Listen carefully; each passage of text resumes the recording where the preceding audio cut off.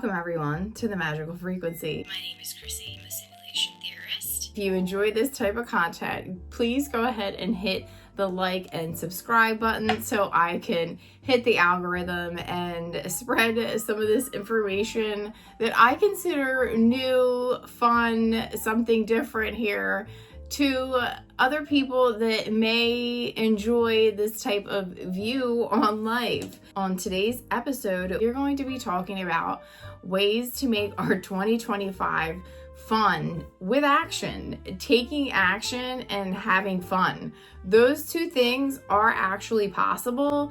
Those things historically seem to equal torture. Like, people don't want to work, or work is torture, and I totally get that.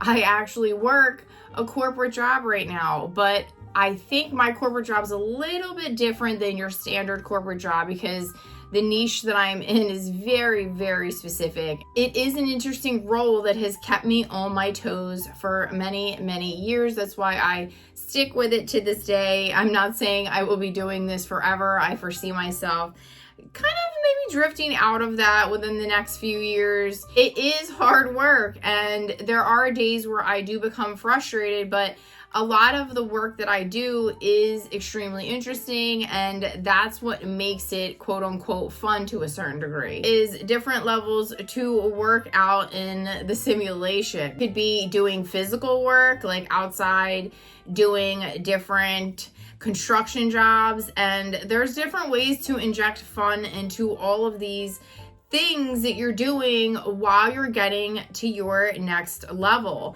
And for me personally, it took many years to get to my next level, but during those years, I was able to awaken and get better and better positions, more and more pay, etc., etc. But I hope this video is able to fast track you, especially if you're younger. I am 40 years old, so if I was in my 20s taking this advice, I think that I would be on a much higher trajectory than I am now. I'm happy with where I am in my life, but I think if I was in my 20s and I really took myself more seriously because I was into having a little bit too much fun, you can definitely go down that rabbit hole where I was partying and drinking. It had motivation, obviously, through that entire thing, or I would not be where I am today. But you can double, triple, quadruple that for you if you avoid those things and you actually take action and then aligned action with the life that you're attempting to go for, and then inject fun into it and see how it ends up unfolding for you in the simulation. I've been successfully doing this for at least 3 or 4 years now, I like to say, and I'm looking to have my 2025 year be just as awesome. And I wanted to kind of get this out here in a digital diary to myself, which I also like to share with the entire internet. But for me, it's about the year of taking fun action, and it's about making a plan, using my imagination to execute the things that I want to in 2025, making more videos on my channel, finding more concepts and ideas aligned with who I am as a person. Put comedy into your everyday routine as well. That's another way to make what you're doing fun. I was growing through the years. I had multiple jobs that quote unquote may have sucked. I used to work as a hostess at a restaurant called Bugaboo Creek, and that had times where it was very drooling and cumbersome, and people were really rude, especially around the holiday seasons and stuff like that. But I was able to inject a lot of fun in the things around me. I used to always laugh at the talking head, this talking reindeer head. They had a dancing Christmas tree, so I would always like kind of chuckle at these things. I know other people might find them annoying, but there was also people there that the personalities that I fell in love with. There were several chefs in the back that had excellent, funny, fun personalities. So I was able to find all the moments of fun in that job. And then I also worked at the Temple bookstore throughout all of the years during college. So that was cumbersome as well. I would be going right to college, and I commuted every single day from like deep in Northeast Philadelphia down to Temple University on the train, up and back every single day. And I would just try to use my time on the train to do things that I needed to get done, or I would then, when I was at the bookstore, try to also have fun. People that were there, I remember the one big basketball coach at the time came through the door, and I was able to help him. He bought all these like sweatshirts and stuff. Always fun to interact and meet other students. I always had a good time at that job. So it was sustainable through all 4 years of my college. And then you can find ways that these employers can help you, and then you utilize those things for yourself. For example, I was able to get all of my books at 20% off from working at the bookstore. So that was another awesome way that whatever it was, that work was working for me. How can your work for you? Do they offer programs that you can go and do your side thing and learn something at a university? Do they have payback programs? Do they have training classes that you can attend, etc., etc.? Does your job offer you travel? I had a job where I was able to profusely travel the entire United States and the globe for that matter. I was able to visit London multiple times. I went to Bermuda. I went to Miami multiple times. I don't want to like regurgitate stories. I love it when you're watching like bigger YouTubers and people comment on their stuff. Bro, you've told the story 50 times, tell a new story. I'm trying to tell you, these are ways that when you're working for other people, especially if you're trying to get to maybe like a business perspective for yourself where you're running your own business, or you maybe have your own platform, or whatever it is you might be trying to accomplish, there's always perks. You just have to look for them. You have to see the opportunities, open your eyes to the opportunities and realize them. A lot of times there's perks that you could be missing out on wherever it is that you work. Always take advantage of 401ks or anything like this, any retirements that these employers are able to give you. Take advantage of all of those things. That's awesome. I think that that's a fun way to think about your money in the simulation, to be able to activate your reticular activating system, to always be finding ways that the simulation is paying you. To the other jobs that I was working, it was always kind of, some of them were tough. Part of my career was also involved in working for ICE. I worked for Immigration Custom Enforcement as a case specialist. And I had to put people on telephonic reporting, and I had to put people on GPS ankle bracelets, and I had to track them, and I had to go and knock on their door every single morning at like 5 and 6 a.m. before they would go to work. It was a very intensive job. I was often out in the morning visiting people at their homes, and then in the afternoon I was back downtown at the office taking all kinds of intakes. If there was new people that needed to be brought into the program, if there was people that were just on the program that were on my caseload that I needed to see. Job was very labor intensive.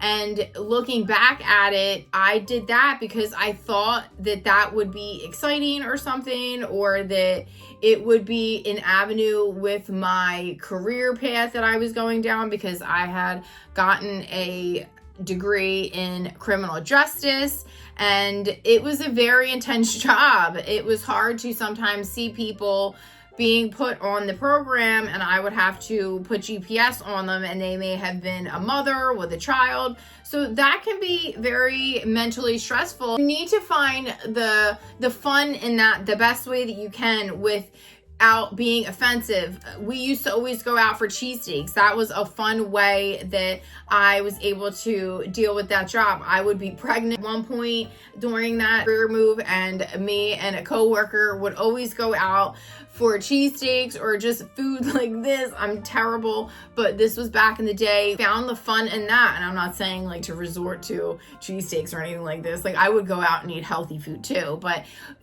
we would go out every day and lunch was fun, and we would do jokes all day in the office as often as we could to make the situation fun. And we would also go out together to like happy hour and stuff, and we would have a whole lot of fun there too. Of course, you can't get out of control with that either, because that can go down a hole. But we always found ways to make it fun, but also recognizing that when you're in a position like this and you're no longer happy with it, it's okay to make jumps to a new, different position. And I did that.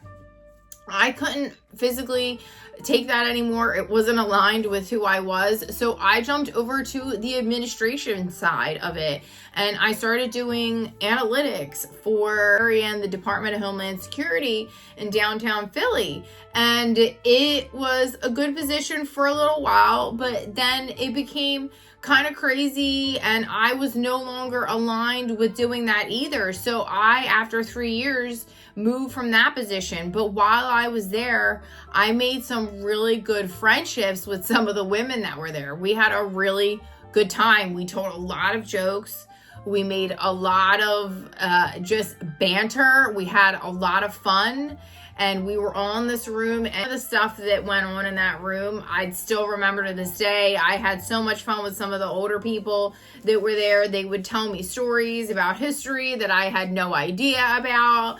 A lot of them got me into some conspiracy theories, which was really cool at the time. So I always tried to find the fun in that. I was not aligned with that anymore either. And then I completely went on a different position in life, and I moved on to an insurance company where I would start my career in resiliency. And I have now been in resiliency for now coming on 8 or 9 years. And that has been really fun for me because it's an exciting position to be able to help people. Been able to help people during hurricanes for my organizations. That means like even reaching out to them to see how they were doing in the middle of a hurricane. And if they were not doing well, requesting help for them. If it meant like money, if it meant getting them to a shelter, we were able to change a lot of these organizations that I've worked for through the years, and I've been really appreciative of this. And during those years, I injected fun through so many different ways, through comedy all day. I will say, even when you're hiring people, if you're able to hire people that you get along with, that actually will make your day fun, that will make your day laughable, that you can have a good time with, that understand your personality, the side of life that you do. And I would not say that always hire people that are yes men and will tell you yes all the time, because you definitely don't want that. But you want to hire people that you know have a good sense of humor, and that you know you can click with and get along well with, because otherwise it becomes unfun, no longer like what you're doing, especially maybe in like a corporate world. And I'm not sure exactly all my audience, I'm not sure where they all work or what they do for a living or what actions they take in this physical 3D reality for themselves. Succeed to gain wealth or financial whatever, stability that means for you, financial freedom, whatever that looks like and feels to you, abundance, whatever that looks and feels to you. I just know for me, it's always trying to do the pursuit of happiness, and also speaking my truth as well, trying less and less to hold back how I really feel about things because I feel like they'll offend people or because it's not politically correct to say or something like this. I try to voice my opinion very often And I like to be able to live my life in a way where if you feel something, you can identify with it, and then you can speak on it and affect change however you need to be able to lesson learn from those things. And, you know, if it means creating a new habit, or if it means course correcting, whatever that may be for you, that's what I mean pursuing happiness, because I've pursued things that didn't make me happy. And you have to start to course correct, or things can start to make you unhappy that did make you happy, or they could be situations where you were having fun and you are no longer having fun. And I think that's what your body is for, your emotions, your feelings, is to steer you in the way that you want to, or that you want to experience in this simulation, if you will. Fun action in 2025, using the power of focus. Learning how to use your focus, learning how to use your reticular activating system, learning how to turn that on for you. And an example for me is, it's so silly, but it works so well when I go shopping. If I just think of a few things that I really want, I can train my RAS, and then I can go into a shopping experience and find everything that I'm looking for, sometimes exact replicas of stuff that I want that you would never think that I could find. Just different things like this. It works. Your simulation, if you learn how to program it, will shift for you, and it will start to shake and move for you. And that's what the fun part of using your imagination in taking action in this component of reality. That's why we're here. We're here to use our imagination, take action to use and grow your imagination. Your imagination is a muscle. It's just like anything else. I've heard people say that they don't have imagination, and I feel like that's hogwash. It's not true. Everybody can have imagination. You just have to hone in on it. It's a skill like any other skill. It's like saying you can't ride a bike and you don't even try it, and you don't even pick it up, and you just keep telling yourself you can't do it. You're never going to pick the bike up, and you're never going to start riding it. It's like a mental thing that you have the power to be able to manipulate, if you will, or have power of choice over your environment and simulation. And fear has a lot to do with blocking fun. People are scared to do things, and that blocks fun. And that has happened to me in so many different ways. There's been times where we won't go and do something, maybe if it's because we think that it's not in a neighborhood that we would want to go to, but it could have been an experience that was really fun. That's an example where you're letting fear block you, but with good reason sometimes. You know, I don't want you to say that you should completely ignore your fear just to have fun. You can land yourself in issues and problems that way. I've done so.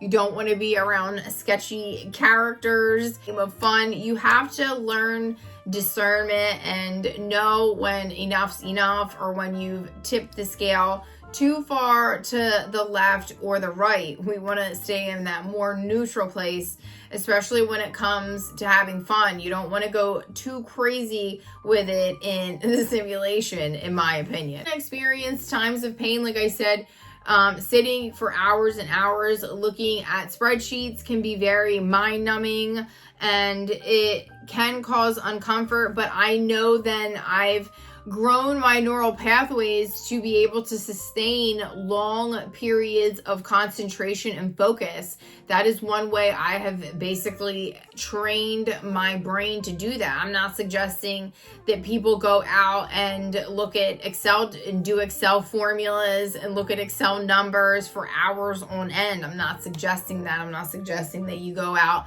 and cram data. I'm saying that you can do other things like games to have fun that actually strengthen your power of focus, and use your own tools. You can at night visualize yourself going through your day, recanting your day, maybe doing puzzles that you enjoy, trying to strengthen the neurons in your brain to be able to make those connections for you. Fred Braden talked about this, that they're starting to use like water and structures like this, because memories are not necessarily held in the membranes or whatever. It's in the field around the membrane. That's where all the memory is seeming to be stored. So it's just trying to strengthen those to be able to access more of the field, more of the infinite consciousness that we're in,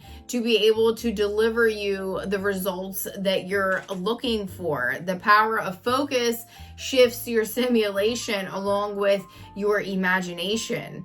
To close this video, take action in 2025, but don't make it terrible action. Don't make it feel like this hard work that needs to be done all the time, because there's many people that work really, really hard and they may never reach the level of success that certain people that actually don't work as hard reach, because they have natural talent or because they're able to see an opportunity and capitalize on it faster than somebody that's putting their nose to the grindstone and working a really, really difficult job for a long period of time.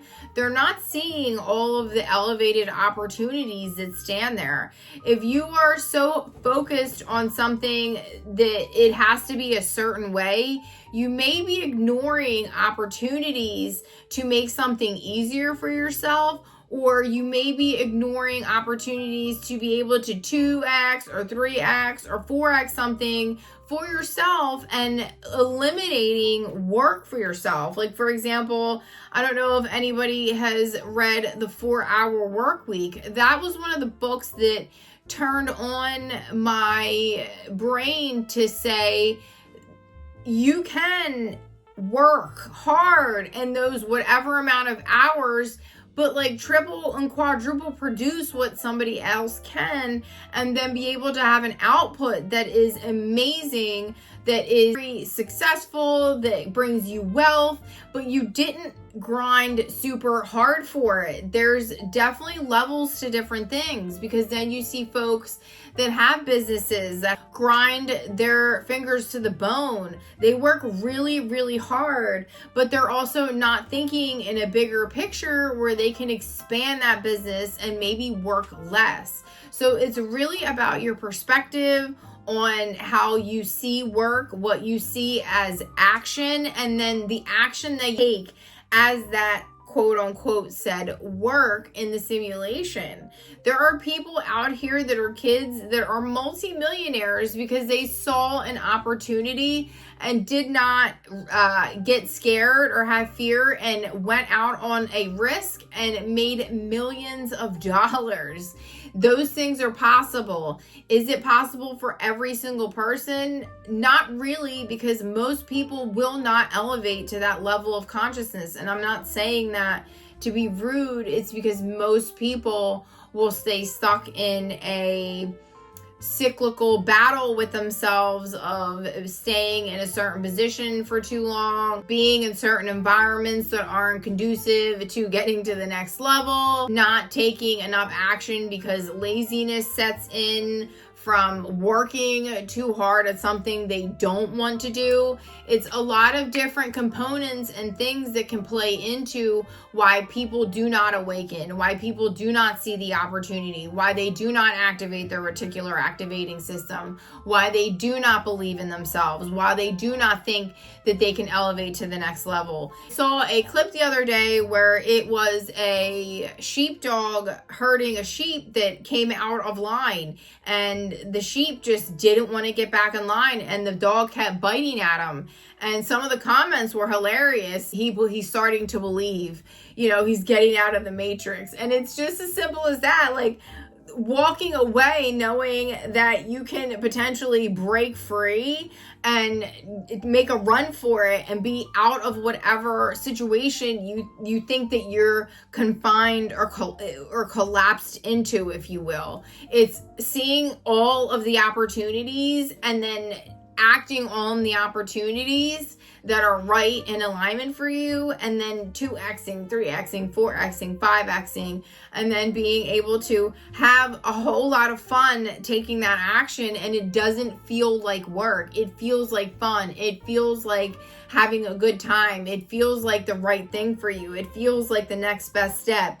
It feels like this is what you're supposed to be here doing type of thing. It doesn't feel tedious. It doesn't feel arduous. Or you know it's going towards a larger thing. Like you're paying something now because you know in 20 years it will be this lump sum of cash for your, whatever, your children. You are seeing the long-term benefits of it and not being worried about everything like little by little trickling in. You're seeing the expanded thoughts, you're seeing the expanded realities, you're seeing all the avenues that are available to you, and then you're acting on those avenues. You're not sitting back and allowing other people to act for you. Story Greg Braden told about a friend of his that came out with a song and then didn't act on the song, and then the song, he heard it on the radio, and it's like, that's floating in the ethers, okay? Somebody else can grab that and put that out. It's the same thing with so many other things. Like, just try to think of something and go see if it's been invented. It may have been, maybe not, but it may have been, because these ideas are all out here for us to obtain, secure, and then use, and then be able to create in the simulation, and obviously provide service to others, and then money or whatever will start to surround you, success, whatever, from having fun off of these said actions. And they don't even necessarily have to be these huge steps. They can be micro actions along the way. Of course, the larger steps you take, probably the more you will collapse space and time. But for those people that have a harder time, just keep on doing the small activities. They will begin to snowball, and then it will compound, and you will see the fruits of your labor, because the simulation will start to shift for you. Everybody enjoyed this video, because there is nothing out there in this simulation quite like it. So until the next time, guys, I know you all will continue to manifest magic and resonate on your highest frequency. Bye, guys.